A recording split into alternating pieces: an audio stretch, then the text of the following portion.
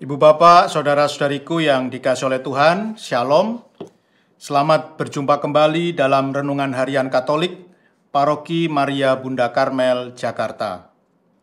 Hari ini hari Rabu, tanggal 8 Maret tahun 2023. Tema renungan kita pada hari ini adalah dipanggil untuk melayani. Ibu bapak, saudara-saudariku yang dikasihi oleh Tuhan, saya kira masih segar dalam ingatan kita bahwa baru-baru ini terjadi bencana alam gempa bumi yang sangat dahsyat di negara Turki. Sangat dahsyat sekali sehingga 60.000 orang atau bahkan lebih diperkirakan menjadi korban dari gempa bumi ini. Dan secara spontan banyak negara yang akhirnya memutuskan untuk membantu Turki, ya, seperti Amerika, China, Jerman, Prancis, banyak sekali, termasuk Indonesia. Ya, kita juga mengirimkan tim untuk membantu korban bencana alam gempa bumi di Turki. Namun, ketika kita mengikuti pemberitaan, ternyata ada sesuatu yang negatif, ya, ada sesuatu yang tidak sedap yang kita dengar dari peristiwa gempa bumi di Turki ini.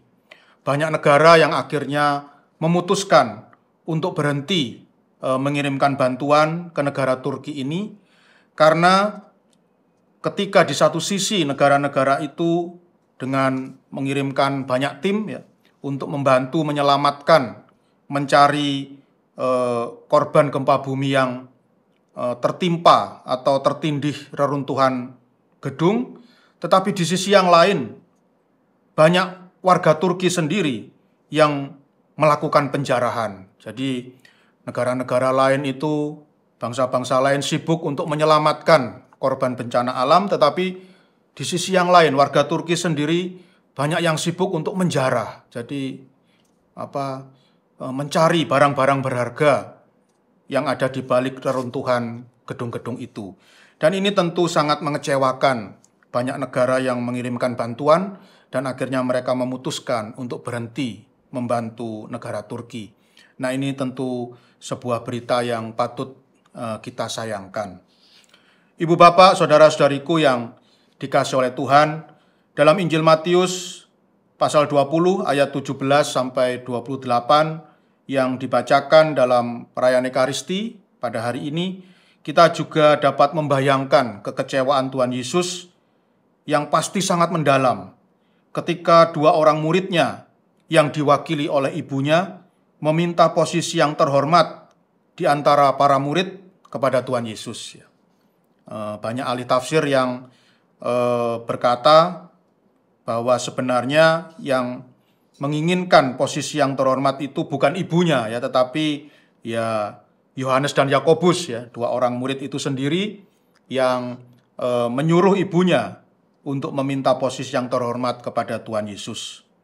Padahal di saat yang sama Tuhan Yesus sedang menjelaskan kepada semua muridnya bahwa ia akan menanggung penderitaan yang berat demi keselamatan seluruh manusia.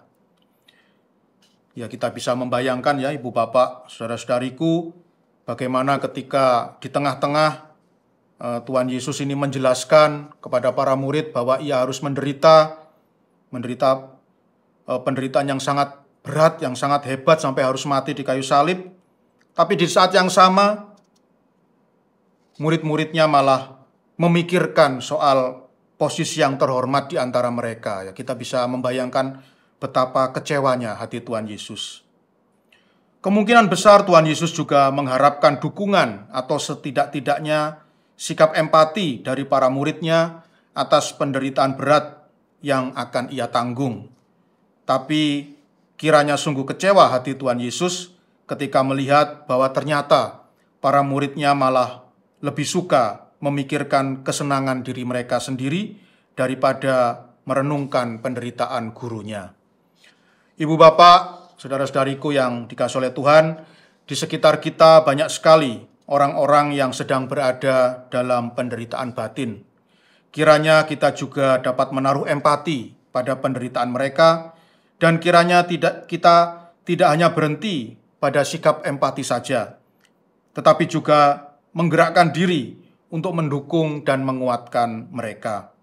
Semoga di masa Prapaskah yang istimewa ini, kita dapat melatih kepekaan hati kita terhadap penderitaan sesama dan akhirnya tergerak untuk melayani mereka. Karena kita semua memang dipanggil untuk melayani. Tuhan memberkati.